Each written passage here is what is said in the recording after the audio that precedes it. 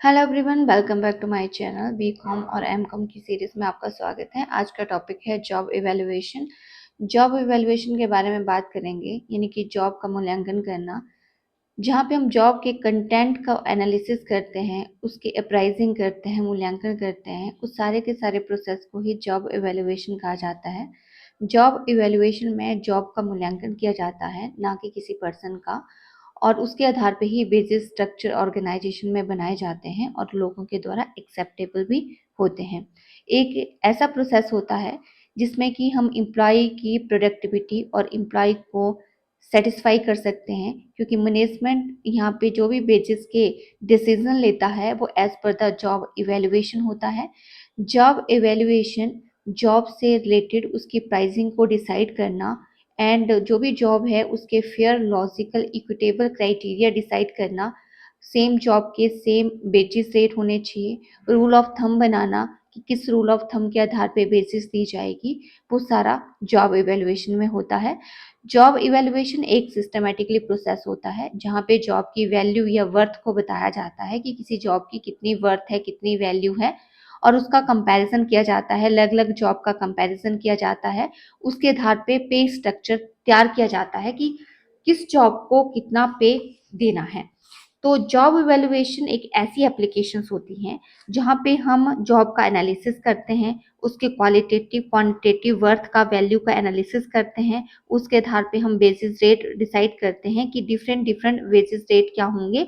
Different different job के अलग अलग रिक्वायरमेंट होती हैं, अलग अलग फैक्टर होते हैं। उन फैक्टर के आधार पे ही उनकी बेसिस या पेमेंट डिसाइड की जाती है।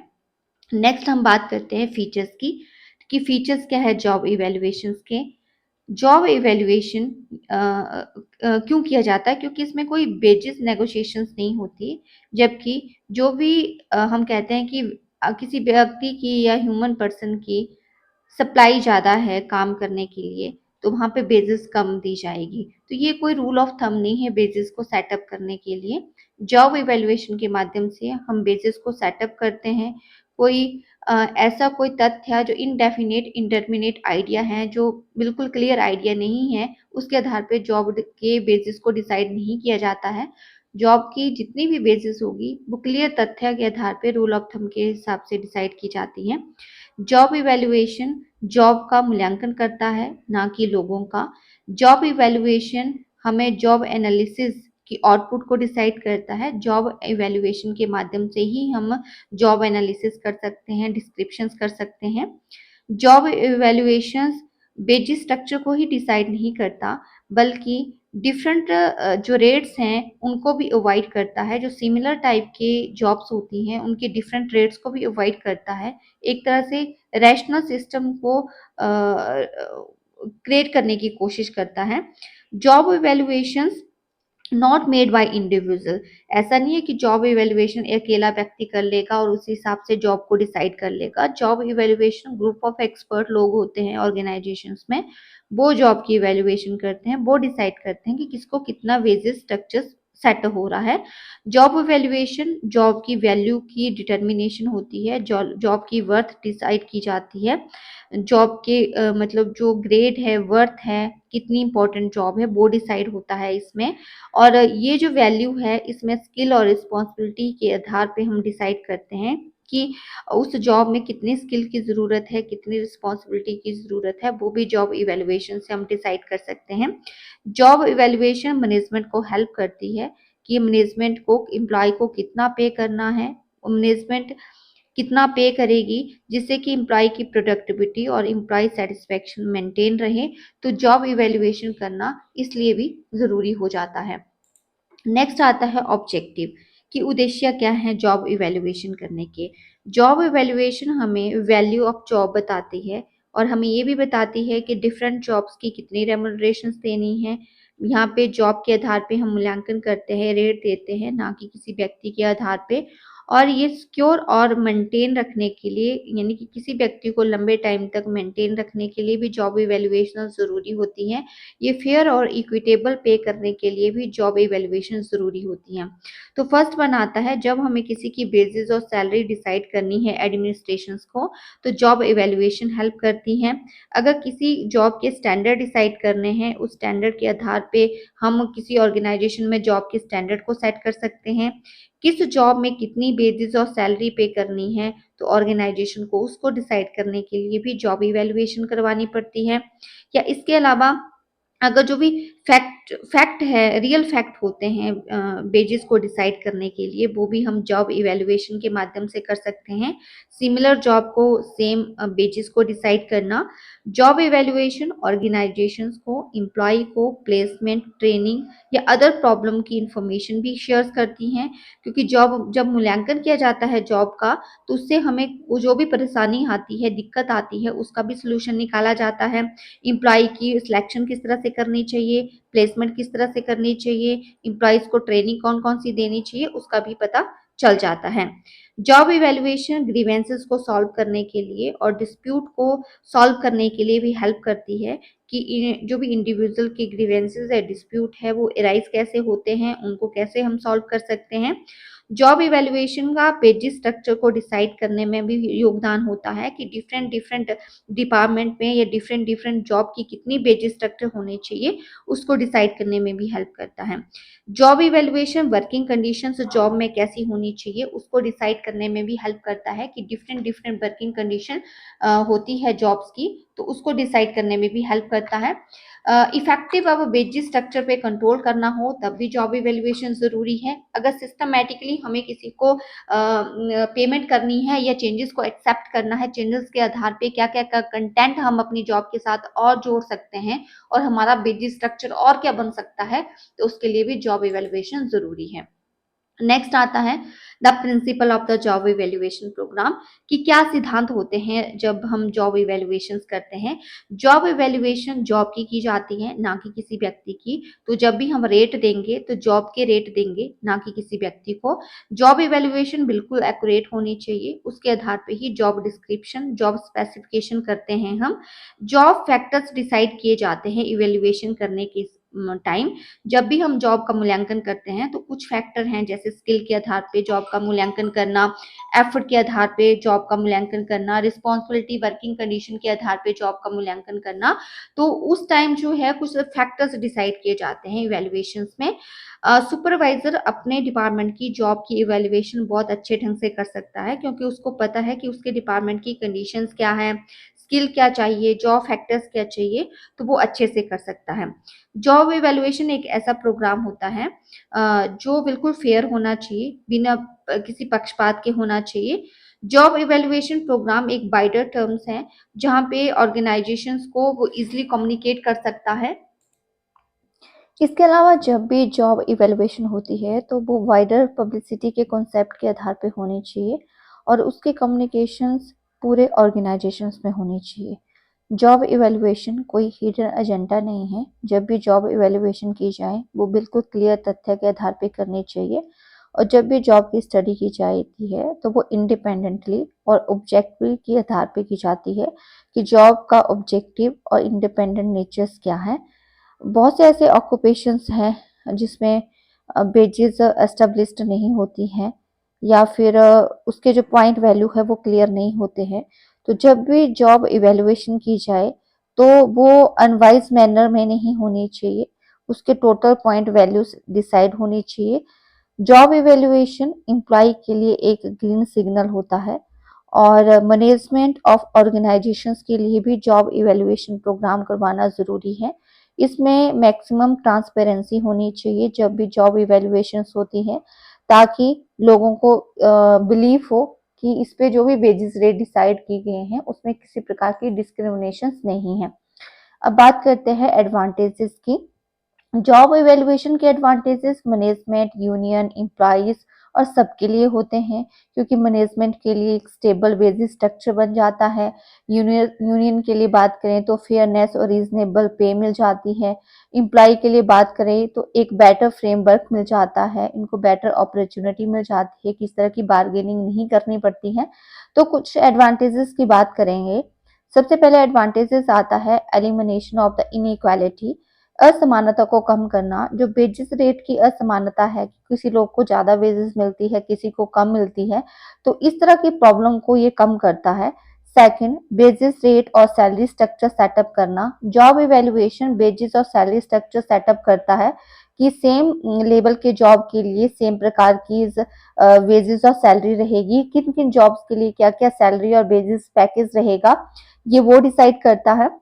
साथ में जो eliminate to personal dislike, job evaluation job से रिलेटेड होती है, ये किसी वर्कर के मेरिट से रिलेटेड नहीं है, वर्कर की परफॉर्मेंस से रिलेटेड नहीं है।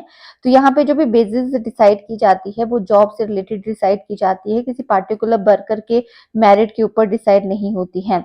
और इसमें basis of the comparison and to survey, जब भी जॉब एनालिसिस किया जाता है तो जॉब एनालिसिस के आधार पे हम डिफरेंट वेजेस स्ट्रक्चर तैयार कर सकते हैं, उन वेजेस स्ट्रक्चर्स का आपस में कंपेयर कर सकते हैं, और डिफरेंट ऑर्गेनाइजेशन और इंडस्ट्री के साथ भी जॉब हम कंपेयर कर सकते हैं basis of salary. Lower the cost of recruitment and selection, job evaluation recruitment और सिलेक्शन की कॉस्ट को कम करता है, क्योंकि वर्कर को लंबे टाइम तक रिटेन करने के लिए ऑर्गेनाइजेशन में बनाए रखता है। एक बेटर स्ट्रक्चर प्रोवाइड करना सैलरी और वेजेस का जॉब इवेल्युएशन का काम है।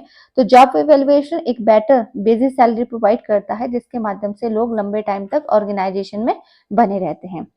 नेक्स्ट इसका मेन एडवांटेजेस हैं maintenance of the harmonious relations, employer और एम्प्लॉय के बीच कन्फ्लिक्ट को कम करना, दोनों में हेल्थी और हार्मोनियस रिलेशंस क्रिएट करना। जॉब इवेल्युएशन इस तरह के जो डिफरेंसेस हैं उनको वो कम करके एक बेटर रिलेशन क्रिएट करता है।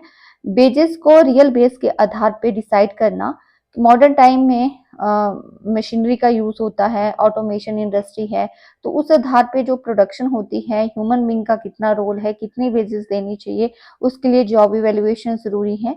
जॉब इवेल्युएशन कुछ जॉब फैक्टर के आधार पे की जाती है, जिसमें कि बहुत से ऐसे फैक्टर हैं जिसको ध्यान में रख के जॉब को बेसिस सैलरी डिसाइड होती है, चाहे वो स्किल हो, नॉलेज हो, वर्किंग कंडीशंस हो, ये सारी चीजें उसमें इंक्लूड की जाती हैं। अब पेपर के हिसाब से भी और मेन कंटेंट के हिसाब से भी अगर हम बात करेंगे कि जॉब इवेल्युएशंस के टाइप क्या हैं। जॉब दो प्रकार की होती है, एक होती है जो कि आपकी नॉन क्वांटिटेटिव मेथड्स की, और एक आपके क्वांटिटेटिव मेथड की होती है, तो इनकी इवेल्युएशंस अलग अलग होती है। फर्स्ट आता है non analytical method. Non analytical method को ही आप नॉन क्वांटिटेटिव मेथड या समरी मेथड भी कहते हैं। ये इसमें जॉब की वैल्यूएशन दो तरीके से होती है, एक तो जॉब रैंकिंग के थ्रू और दूसरा जॉब क्लासिफिकेशन या जिसको ग्रेडिंग कहते हैं उसके माध्यम से भी जॉब इवैल्यूएशन होती है। एक मेथड आपका एनालिटिकल मेथड है जिसको क्वांटिटेटिव मेथड कहते हैं, जिसमें फैक्टर कंपैरिजन और पॉइंट रेटिंग या असेसमेंट मेथड के थ्रू इवैल्यूएशन होती है। तो वन बाय वन हम इसको कंपेयर करेंगे। जॉब रैंकिंग मेथड, इसके नाम से ही क्लियर होगा कि इसमें रैंकिंग की जाती है जॉब की। ये सबसे ओल्डेस्ट और सिंपलेस्ट मेथड है। जो स्मॉल ऑर्गेनाइजेशन होती है वो इस मेथड को ज्यादा अपनाती है, और वहां पे हम जॉब जो ओवरऑल जॉब है उसकी रेटिंग की जाती है। और इसमें जॉब को डिवाइड नहीं किया जाता है, टुकड़ों में डिवाइड नहीं किया जाता है, जॉब के फैक्टर्स नहीं बनाए जाते हैं। जो भी रेटिंग होगी, जजमेंट होगी, वो ओवरऑल काम के ऊपर होगी, ओवरऑल जॉब के ऊपर होगी। ये ऐसी टेक्निक है जो होल जॉब के ऊपर रैंकिंग डिसाइड करती है। और इस मेथड्स में जो भी कमेटी बनाई जाती है वो जॉब की डिस्क्रिप्शंस देखती है, उसके हाईएस्ट और लोएस्ट रैंक बनाती है। जो भी ऑर्गेनाइजेशंस की मेरिट के आधार पे, वैल्यू के आधार पे जो भी डिसाइड जॉब होती है उस जॉब को रैंक डिसाइड किए जाते हैं। आपने देखा होगा कि जैसे रैंक कौन कौन से होते हैं ऑर्गेनाइजेशन में, मैनेजर का रैंक, असिस्टेंट मैनेजर का रैंक, सुपरिटेंडेंट का रैंक, असिस्टेंट का रैंक, क्लर्क का रैंक, पीएन का रैंक, ये सारे रैंक हैं। तो ऑफिस में इस प्रकार के रैंक होते हैं, और उस रैंक के आधार पे सबसे बड़ा रैंक किसका होगा, मैनेजर का, और सबसे लोअर रैंक किसका होगा, पीएन का। तो मैनेजर को सैलरी ज्यादा मिलेगी, पीएन को सैलरी कम मिलेगी। तो यहाँ पे हम कंपनी में जो रैंक होते हैं उस रैंक के आधार पे हम सैलरी का स्ट्रक्चर डिसाइड करते हैं कि सबसे बड़ा रैंक होगा उसको सबसे ज्यादा सैलरी मिलेगी, सबसे छोटा रैंक होगा उसको कम सैलरी मिलेगी। तो एग्जाम्पल के तौर पर मैंने बता दिया कि मैनेजर सबसे हाईएस्ट रैंक है, एंड द पीएन वन सबसे लोएस्ट रैंक है। इस जॉब रैंकिंग मेथड के कुछ एडवांटेजेस भी हैं, क्योंकि सिंपल मेथड है, इजी मेथड है। जब भी रैंकिंग करनी होती है तो आप फटाफट इसकी रैंकिंग कर सकते हैं और स्मॉल ऑर्गेनाइजेशन में ही आप इस जॉब रैंकिंग मेथड को अपना सकते हैं। इसके कुछ ड्रॉबैक भी हैं, क्योंकि ये कोई साइंटिफिक मेथड नहीं है और लार्ज ऑर्गेनाइजेशन में जॉब रैंकिंग मेथड को अप्लाई नहीं किया जाता है। सेकेंड, जो आपका नॉन एनालिटिकल मेथड में या नॉन क्वांटिटेटिव मेथड में आता है, वो आता है job classification and the grading method.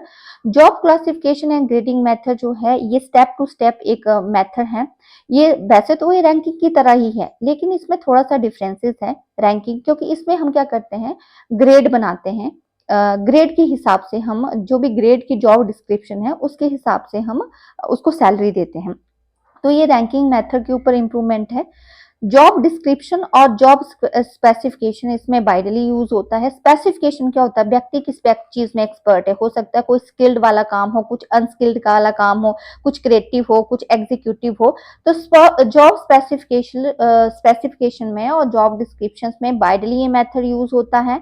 जो भी कमेटी बनाई जाती है सबसे पहले वो जॉब की डिस्क्रिप्शन देखती है केयरफुली, उसको बाद उसको वो वेट देती है। वेट यहाँ फैक्टर के आधार पर दिए जाते हैं। वेट का मतलब क्या है, हम सबसे पहले जॉब के फैक्टर्स देखेंगे, जैसे स्किल कितनी है जॉब में, रिस्पॉन्सिबिलिटी कितनी है, एक्सपीरियंस कितना है, टाइप ऑफ वर्क क्या है, उसके ये सारे फैक्टर्स में आते हैं। उस फैक्टर के आधार पे हम वेट देख के उसकी जॉब डिस्क्रिप्शन देखते हैं। इस मेथड में pre determine number of job group हम बना देते हैं। सबसे पहले हम क्या करेंगे, जॉब ग्रुप बना देंगे। वो ग्रुप क्या होंगे, क्लासिफिकेशन होंगे, जैसे कि ग्रेड अनस्किल्ड, ग्रेड स्किल्ड। अब मैं आपको नेक्स्ट स्लाइड बताती हूँ। देखिए ये है ग्रुप, ये है क्लासिफिकेशन, जैसे ग्रेड अनस्किल्ड हो गया, ग्रेड स्किल्ड हो गया, ग्रेड इंटरप्रेटिव हो गया, ग्रेड क्रिएटिव हो गया, ग्रेड एग्जीक्यूटिव हो गया, ग्रेड एडमिनिस्ट्रेटिव हो गया, ग्रेड पॉलिसी हो गया। All are these are the grade. तो देखो ये ग्रेड वन का मतलब है grade unskilled job grade one है। ग्रेड टू में हमने स्किल ग्रेड स्किल लिया है। ग्रेड थ्री में हमने ग्रेड इंटरप्रेटिव लिया है। ग्रेड फोर में हमने ग्रेड क्रिएटिव लिया है। तो ये 7 प्रकार की 7 to 5 प्री डिटरमिन ग्रेड है जो बनाने हैं। सबसे पहले आपको ग्रेड बनाने पड़ेंगे, खुद बनाने पड़ेंगे, फिर ग्रेड के बाद आपको रैंकिंग देनी पड़ेगी। तो आप रैंकिंग भी दोगे तो रैंकिंग फर्स्ट किसको गई, ग्रेड अनस्किल्ड को। रैंकिंग टू किसको गई, ग्रेड स्किल्ड को। रैंकिंग थ्री किसको गई, ग्रेड इंटरप्रेटिव को। रैंकिंग फोर गई ग्रेड एग्जीक्यूटिव को। तो सबसे पहले आपको जो भी आप क्लासिफिकेशन कर रहे हो उसके आपने ग्रेड बनाने हैं, और जो ग्रेड होगी उसकी डिस्क्रिप्शन होगी। ग्रेड की डिस्क्रिप्शन क्या होगी, जैसे जॉब अनस्किल्ड है तो डिस्क्रिप्शन हो सकती है जॉब क्लासिफिकेशन की, ये ऐसी जॉब होती है जो क्लरिकल नेचर्स की है, जिसमें एक्यूरेसी और रिलायबिलिटी ज्यादा होती है और उसमें स्पेशल ट्रेनिंग की जरूरत होती है। जॉब की डिस्क्रिप्शन है। Grade to skilled, skilled job कैसी होती है, जिसमें नेचर ऑफ क्लरिकल वर्क हो, जिसमें ट्रेनिंग की रिक्वायरमेंट होती है, जैसे ड्राफ्टमैन हो गया, लेजरमैन हो गया, लेबोरेटरी असिस्टेंट हो गया, वो स्किल्ड जॉब है। इंटरप्रेटेटिव, जिसमें स्पेशल स्किल चाहिए होती है जॉब को करने के लिए। स्पेशल स्किल जो नॉन क्लरिकल नेचर की या क्लरिकल नेचर की हो सकती है, जिसमें आपके फोरमैन, लेआउट ड्राफ्टमैन या नॉन सुपरवाइजरी नेचर्स की जॉब है, वो आपकी ग्रेड इंटरप्रेटेटिव आती है। तो इस तरह से ये ग्रेड बनाए गए हैं। उस ग्रेड की जॉब स्पेसिफिकेशंस की गई है, कि जॉब क्लासिफिकेशंस की गई है ग्रेड के हिसाब से। तो आप 5-6 ग्रेड बनाओगे, उस 5 ग्रेड के हिसाब से आप डिसाइड करोगे। अब इसमें जो ग्रेड बनाए थे, जैसे कि आपके पास ग्रेड अनस्किल्ड है चाहे स्किल्ड है, सबसे पहले आपने ग्रेड बनाने, ग्रेड का मतलब है क्लासिफिकेशंस करनी है, क्लास ग्रुप बनाने हैं। जैसे ग्रेड अनस्किल्ड वन ग्रुप हो गया, दूसरी तरह से ग्रेड स्किल्ड दूसरा ग्रुप हो गया। तो सबसे पहले आप ग्रुप बनाओगे, उस ग्रुप के बाद आप क्या करोगे, उसकी रैंकिंग करोगे। अब रैंकिंग आपकी फर्स्ट चली जाएगी ग्रेड अनस्किल्ड को, तो जिसकी फर्स्ट रैंकिंग है उसकी ज्यादा जो है वो ग्रेड होगा, उसके grade two, grade three, grade four, grade five, इस तरह से ग्रेड चलेंगे और उस तरह से इनकी सैलरी पैकेजेस जो है वो बनते रहते हैं। तो इसमें आपको लग गया पता कि जो आपको सबसे पहले ऑर्गेनाइजेशंस में जब भी जॉब इवेल्युएशन करनी है, तो जॉब इवेल्युएशन में आप पहले क्लासिफिकेशंस करोगे, ग्रुप बनाओगे, उस ग्रुप के आधार पे आप रैंकिंग करोगे, ग्रेडिंग करोगे, और जो ग्रेडिंग में जो भी आप ग्रुप बना रहे हो उस ग्रुप की कोई ना कोई डिस्क्रिप्शन होगी, उस ग्रुप की कोई ना कोई डिस्क्रिप्शन है, क्लास जॉब क्लासिफिकेशन होगी, तो वो उसके आधार पे आप जॉब इवेल्युएशन करेंगे। ये जो प्रीवियस मेथड था, अगर इसके एडवांटेजेस की बात करें तो ये इजी टू अंडरस्टैंड है, एक्यूरेट है, इसमें हम जजमेंट कर सकते हैं, मतलब ग्रेड की जजमेंट कर सकते हैं, उनको रैंकिंग दे सकते हैं। लेकिन इसके कुछ ड्रॉबैक भी हैं क्योंकि ये सब्जेक्टिव मेथड है और ये लार्ज स्केल कंपनी के लिए भी सुटेबल्स नहीं होता है। और कभी कभार जो भी existing wages and salary rate होते हैं वो ग्रेडिंग ऑफ जॉब के साथ मैच नहीं होते हैं, क्योंकि हमने तो ग्रेड बना दिए लेकिन जो करंट सिचुएशन है वेजेस और सैलरी की वो इससे मैच नहीं होती है, तो इसके ड्रॉबैक है। नेक्स्ट आता है एनालिटिकल मेथड। एनालिटिकल मेथड आपका क्वांटिटेटिव मेथड होता है और इसमें आता है factor comparison method. Factor comparison method मैंने पहले ही बता दिया कि जब हम जॉब को किसी फैक्टर के आधार पे, जो प्रीवियस मेथड हमने पढ़ा जॉब क्लासिफिकेशन, कुछ फैक्टर थे जैसे स्किल है, रिस्पॉन्सिबिलिटी है, एक्सपीरियंस है, तो इस प्रकार के कुछ फैक्टर्स होते हैं जिसका कंपैरिजन करके हम जॉब का एनालिसिस करते हैं। ये मेथड रैंकिंग और पॉइंट सिस्टम का कॉम्बिनेशन मेथड है। इस मेथड को फॉर्मेट थॉमस ही हीटन ने किया था और इसी ने ही जॉब फैक्टर कंपैरिजन मेथड की जॉब इवैल्यूएशंस में किस तरह से यूज किया जाता है वो बताया है। इस मेथड में सबसे पहले हम रैंकिंग ऑफ द जॉब करेंगे, जॉब की रैंकिंग करेंगे, लेकिन वो फैक्टर के आधार पे। ठीक है, हम मतलब जो बेसिस सैलरी तो देंगे लोगों को, लेकिन वो देंगे रैंकिंग के आधार पे और रैंकिंग होगी फैक्टर के आधार पे। तो ये जो मेथड है ये सिस्टमैटिक और साइंटिफिक मेथड है, एक तरह का साइंटिफिक मेथड है, रूल रेगुलेशन वाला मेथड है। इसके कुछ स्टैंडर्ड हैं जो फॉलो करने पड़ते हैं और रैंकिंग जो है यहाँ पे कंप्लीट जॉब की नहीं होती है। जो हमने एक फर्स्ट पर मेथड पढ़ा जॉब रैंकिंग मेथड, उसमें रैंकिंग कंप्लीट जॉब की होती है, लेकिन यहाँ पे रैंकिंग फैक्टर की होगी। यहाँ पे हमने सीरीज ऑफ फैक्टर के आधार पे रैंकिंग डिसाइड करते हैं। सबसे पहले हम क्या करेंगे, 4 to 5 जॉब एलिमेंट डिसाइड करेंगे। वो एलिमेंट क्या हो सकते हैं, डिफरेंट डिफरेंट जॉब के डिफरेंट डिफरेंट होते हैं, लेकिन ये एलिमेंट प्री डिसाइडेड भी नहीं होते हैं, प्री डिटरमिन्ड भी नहीं होते हैं, वो जॉब के एनालिसिस के आधार पे चूज किए जाते हैं। वो फैक्टर या तो मेंटल रिक्वायरमेंट, जॉब के आधार पे कुछ फैक्टर मेंटल रिक्वायरमेंट के, स्किल के, फिजिकल रिक्वायरमेंट के, रिस्पॉन्सिबिलिटी के या वर्किंग कंडीशंस के हो सकते हैं। जैसे कि माना क्लर्क की जॉब है, तो उस क्लर्क की जॉब में कितनी मेंटल रिक्वायरमेंट है, कितनी स्किल रिक्वायरमेंट है, कितनी फिजिकल रिक्वायरमेंट है, कितनी रिस्पॉन्सिबिलिटी की रिक्वायरमेंट है, कितनी वर्किंग कंडीशन की रिक्वायरमेंट है, उस आधार पे हम उसके जॉब एनालिसिस करेंगे। तो एक आपको ये चार्ट बता देती हूँ, देखो यहाँ पे टूल मेकर है, टूल मेकर का हम जॉब फैक्टर के आधार, फैक्टर कितने ले लिए हमने, 5 फैक्टर ले लिए, स्किल ले लिया, मेंटल रिक्वायरमेंट ले ली, फिजिकल रिक्वायरमेंट ले ली, responsibility requirement and working condition ले ली। अब इसके आधार पे इसका एनालिसिस कर रहे हैं, तो टूल मेकर को कितने स्किल की जरूरत है, 1 to 5 रैंक देना है हमने, तो 1 रैंक दे दिया। मेंटल रिक्वायरमेंट कितनी जरूरत है, 1 रैंक दे दिया। फिजिकल रिक्वायरमेंट कितनी जरूरत है, 2 रैंक दे दिया।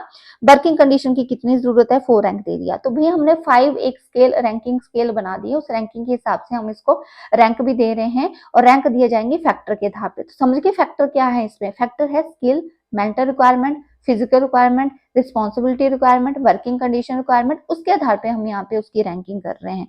तो ये इसके चैप्टर, उसी तरह से कोई मैकेनिकल है उसमें स्किल 2 हो सकती है, मेंटल रिक्वायरमेंट 2 हो सकती है रैंकिंग के हिसाब से, फिजिकल रिक्वायरमेंट 3 हो सकती है, रिस्पॉन्सिबिलिटी रिक्वायरमेंट 2 हो सकती है, वर्किंग कंडीशन रिक्वायरमेंट जो है वो आपकी 3 हो सकती है। तो उस हिसाब से हम फैक्टर के हिसाब से जो है उसकी रैंकिंग करेंगे। जब भी रैंकिंग की जाती है उसका प्रोसीजर क्या है, जब भी हम फैक्टर कंपैरिजन करेंगे उसका प्रोसीजर क्या है, सबसे पहले हमें फैक्टर डिसाइड करना है। देखिए फैक्टर्स कौन से हो सकते हैं, skill, mental, education, physical requirement, responsibility, working condition, हर जॉब के हिसाब से अलग अलग फैक्टर होते हैं। तो वो अलग अलग फैक्टर्स आपके, ये कोई परमानेंट फैक्टर नहीं है कि ऐसे ही होंगे, वो जॉब के हिसाब से आप कोई भी सिलेक्ट कर सकते हो। सेकंड, आपने selection of the key job, आपने जॉब सिलेक्ट करनी है। जॉब कौन सी हो सकती है, जैसे कि टूल मेकर है, मैकेनिकल की जॉब है, इलेक्ट्रिशियन की जॉब है, असेंबलर की जॉब है, इस तरह से जॉब आपको सिलेक्ट करनी है। उसके बाद ranking of the key job, आपको सब जॉब की रैंकिंग करनी है, जो मैंने आपको बताया पीछे कि भाई आपने सबसे पहले जॉब डिसाइड कर ली, उसके बाद यहाँ पे फैक्टर डिसाइड कर लिया, हर जॉब की आप रैंकिंग कर रहे हो, वो ही काम करना है आपको। यहाँ पे अब रैंकिंग टू सारे जॉब की रैंकिंग करनी है। Assign to money value, money का वैल्यू का मतलब है यहाँ पे उसके बाद आपने ये देखना है कि रैंकिंग के हिसाब से किसकी रैंकिंग फर्स्ट आ रही है, उस रैंकिंग के हिसाब से उसको कितनी वैल्यू में, जैसे रैंकिंग जिसकी रैंकिंग ज्यादा है उसकी ज्यादा सैलरी होगी, जिसकी रैंकिंग कम है उसको कम सैलरी होगी, है ना। तो उस हिसाब से ये चीजें डिसाइड होती है कि जिसकी रैंकिंग ज्यादा है उसको रैंकिंग वर्किंग, जैसे प्रीवियस में बात करूं कि इस वाले टॉपिक्स पे आप कोई इलेक्ट्रीशियंस की सैलरी अगर ज़्यादा है तो उसको हम क्या करेंगे, ज़्यादा सैलरी देंगे। जिसकी सैलरी कम है उसको क्या करना है, हमने कम सैलरीज देनी है, कम हम उसको पेमेंट्स करेंगे। तो ये डिसाइड होता है। तो इस हिसाब से हम क्या करते हैं, हर चीज़ को देखते हैं फैक्टर्स देखते हैं, उस फैक्टर के आधार पे हम उसकी वैल्यू, फिर हमने क्या करना, comparing to all job and with the key job. आप क्या करोगे, कंपेयर करोगे। अब यहाँ पर सारे जॉब को कंपेयर करके आप की जॉब बनाओगे, उसके आधार पे उसको इंपॉर्टेंस देखेंगे, किस पोजीशन की कितनी इंपॉर्टेंस है, किस जॉब की कितनी इंपॉर्टेंस है। जिसकी ज्यादा जॉब की इंपॉर्टेंस होगी उसको ज्यादा वेजेस एंड सैलरी आप देंगे। अब बात करते हैं एडवांटेजेस की। सो एडवांटेजेस की बात करें तो फैक्टर कंपैरिजन मेथड जो है वो सिस्टमेटिकल मेथड है। एक नॉन एनालिटिकल मेथड्स, जो आपका नॉन एनालिटिकल मेथड है वैसा नहीं है, ये क्वांटिटेटिव फॉर्म में एनालिसिस होता है इसका। ये जो मेथड है वो एक्यूरेट रिजल्ट बताता है। ये फ्लेक्सिबल नेचर्स का है क्योंकि इसमें जो भी फैक्टर आप डिसाइड करते हैं वो जॉब से रिलेटेड आप खुद सेट कर सकते हैं। एक विश्वसनीय प्रकार का एक मेथड्स है। और इसके जो कंपैरिजन है वो स्टैंडर्ड के आधार पे किया जाता है। इसमें किसी प्रकार की ओवरलैपिंग नहीं होती है और जो भी बेस रेट डिसाइड किए जाते हैं वो बिल्कुल एक्यूरेट होते हैं, सिस्टमैटिकली इसमें यूज होते हैं। नेक्स्ट इसके कुछ ड्रॉबैक भी हैं। ड्रॉबैक क्या है कि जब हम कोई भी वर्कर है उसको एक्सप्लेन करना चाहते हैं कि कैसे बेसिस डिसाइड हुई है, तो उसको एक्सप्लेन करना थोड़ा सा मुश्किल है और इस मेथड को इंस्टॉल करना, ऑपरेट करना थोड़ा सा टफ रहता है। और प्रेजेंट बेसिस के आधार पे इसमें मेथड्स में कई एरर निकल के आते हैं। और जब भी हम कोई जॉब फिक्स करते हैं तो कई बार क्या होता है, वैल्यूएशन वैल्यूएशन कम होती है, मतलब वैल्यू तो कम होती है लेकिन वैल्यू कम होने के बाद भी उसकी वेज फिक्स जो हम करते हैं वो अलग अलग हो रहती है। ये 5 फैक्टर के आधार पे ज्यादा डेवलप मेथड्स हैं क्योंकि ऑर्गेनाइजेशन में ज्यादातर 5 फैक्टर्स को लिया जाता है। और एक कुछ एक्सपेंसिव मेथड्स हैं, इसकी जॉब जो इवेल्युएशन है वो एक्सपर्ट ही कर सकते हैं। इसके अलावा जो है वो जॉब इवेल्युएशन करना क्या रहती है, इसकी टफ रहती है।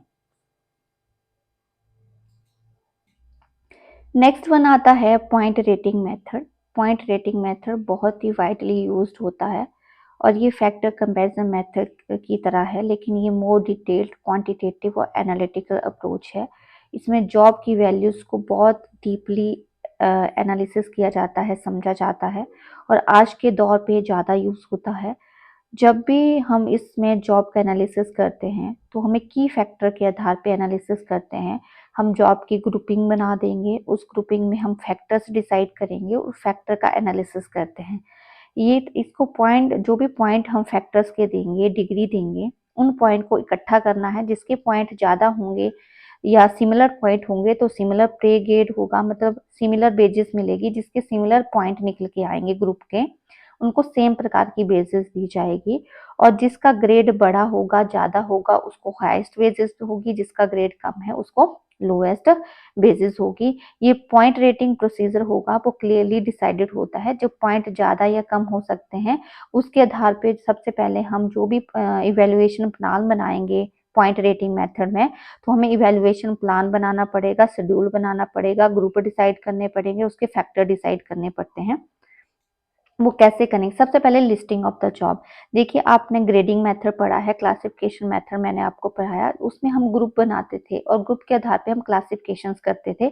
इसमें भी सबसे पहले हमें जॉब की लिस्ट बनानी है, जैसे स्किल्ड जॉब होगी, अनस्किल्ड जॉब है, सेमी स्किल्ड है, प्रोफेशनल है।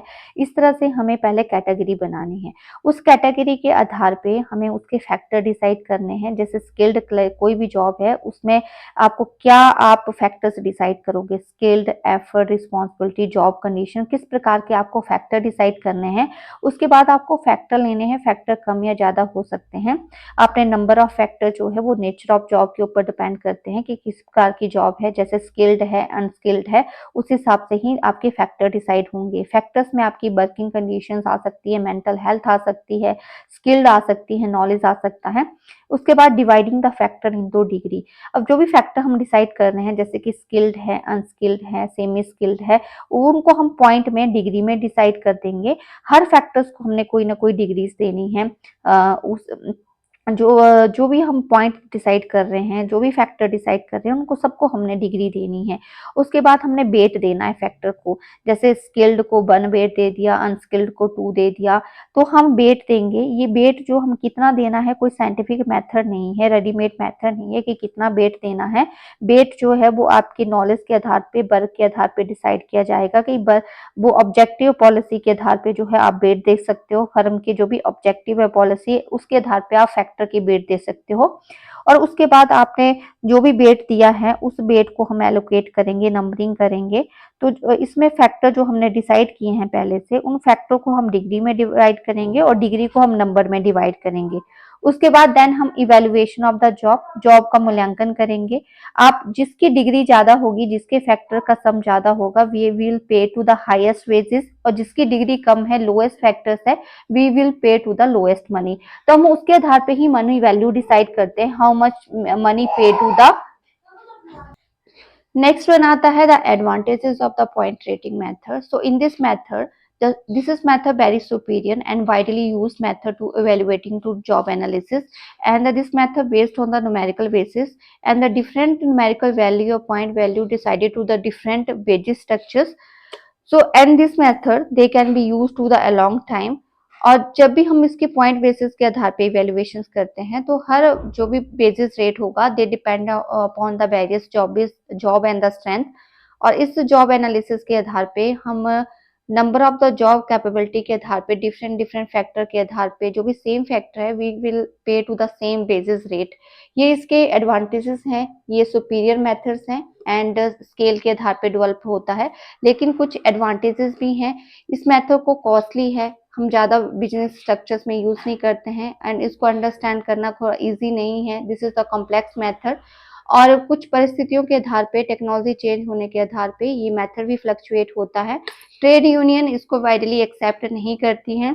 एंड ये मेथड जो है, इसमें वेट डिसाइड करना, कितना वेट किस फैक्टर्स को देना है, वो डिसाइड करना, it's very complicated. So this is the all method of the job evaluation.